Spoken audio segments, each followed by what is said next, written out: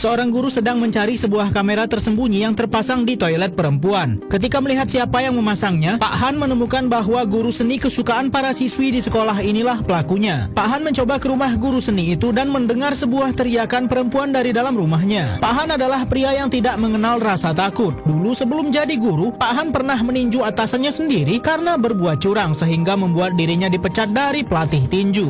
Akhirnya Pak Han memutuskan ke sebuah kota terpencil untuk menjadi guru baru. Namun ia banyak menemukan keanehan di kota ini, seperti melihat poster orang hilang yang dicoret-coret. Kemudian sering sekali ia melihat anak perempuan lain sedang mengganggu anak lainnya. Pak Han memutuskan mendekati mereka dan mencoba melerai mereka. Namun anak-anak ini malah memarahi Pak Han karena terlalu ikut campur urusan mereka. Di sini Pak Han tidak sengaja bertemu dengan mantan muridnya dahulu yang sudah jadi polisi di daerah setempat. Wanita yang sempat diganggu anak lain tadi ternyata bukan anak yang lemah. Ia bernama Eugene. Setiap hari, Eugene selalu mampir ke rumah sahabatnya yang menghilang untuk memberikan makanan kepada neneknya yang sendirian. Suyon adalah sahabat Eugene. Mereka begitu dekat, sampai akhirnya kini Suyon tidak pernah kembali ke rumahnya. Malam itu ketika Eugene pulang, tanpa ia sadari, ia diikuti seorang pria misterius menggunakan masker. Namun untunglah pria itu tidak sempat melukainya karena Eugene keburu naik bis. Sementara Pak Han kini sudah resmi menjadi guru baru, sekaligus menjadi kepala kesiswaan yang baru. Pada hari pertamanya, Pak Han tidak sengaja menabrak seorang murid sampai dirinya terjatuh. Kedua siswi itu melihat Pak Han begitu takut karena dirinya lebih terlihat seperti preman. Berbeda dengan guru seni sekolah yang begitu tampan. Pak Han walau dilantik sebagai guru olahraga, tapi tugas yang sebenarnya adalah menagih uang sekolah kepada murid-murid yang menunggak terlalu lama. Walau perlakuan murid-murid begitu kasar kepadanya, namun Pak Han tidak pernah sekalipun berpikir untuk mendesak mereka terlalu keras. Karena Pak Han mulai kesulitan, akhirnya dirinya memutuskan akan mencari murid dengan utang terkecil bernama Eugene. Pak Han berhasil menemukan wanita itu, di mana Eugene tidak mau membayarnya. Bahkan Eugene tidak peduli jika dirinya tidak lulus. Pak Han mencoba menanyakan keberadaan Suyon juga dan bertanya kenapa dirinya tak masuk sekolah. Namun hal itu malah membuat Eugene semakin muak dengan Pak Han.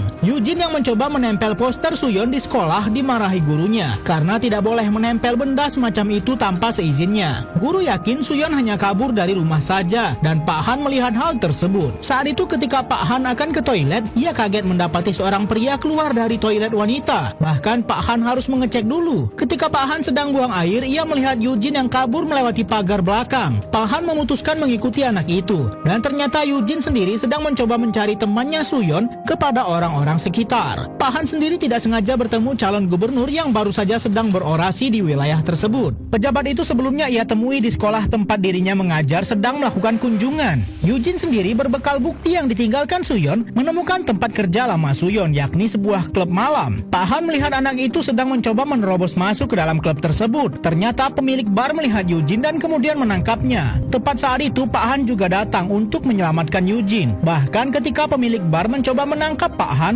ia jadi ciut melihat tubuh Pak Han yang kekar. Pak Han mencoba menenangkan Eugene dan berjanji bahwa ia akan mencoba menanyakan kehilangan Suyon kepada kenalannya di kepolisian. Ketika Eugene berjalan sendirian, sebuah mobil mencurigakan sedang menunggunya. Awalnya mobil itu berjalan melewati gadis ini, tapi tiba-tiba mobil itu berhenti dan tiba-tiba saja seorang pria keluar dan berlari mengejar Eugene. Itulah mengapa tidak boleh menilai seseorang hanya dari tampangnya saja. Guru berwajah tampan dan rupawan menyimpan rahasia begitu besar dan ternyata memiliki sifat sedangkan yang bertampang preman dan berbadan kekar memiliki hati lembut dan baik hati, namun tetap saja para murid selalu menganggapnya menyeramkan. Pak Han diam-diam mencoba melihat isi pesan di komputer milik guru seni yang mengirim pesan kepada Suyon, murid yang sudah lama menghilang. Guru seni itu kini sedang membawa salah satu murid bernama Eugene. Pak Han yang tahu Eugene sedang dibawa mencoba menelpon Eugene dan memberitahunya bahwa sahabatnya Suyon terakhir kali bertemu dengan guru seni tersebut. Eugene melihat gantungan kunci milik sahabatnya di sana dan bertanya soal Suyon. Guru seni ini mulai marah dan kemudian berbuat kasar kepada Eugene sampai Eugene pingsan. Ketika Eugene terbangun, dirinya sudah berada di rumah guru seninya. Pak Han yang tahu kemudian pergi ke rumah guru seni itu lalu mendobrak masuk mencoba menyelamatkan Eugene.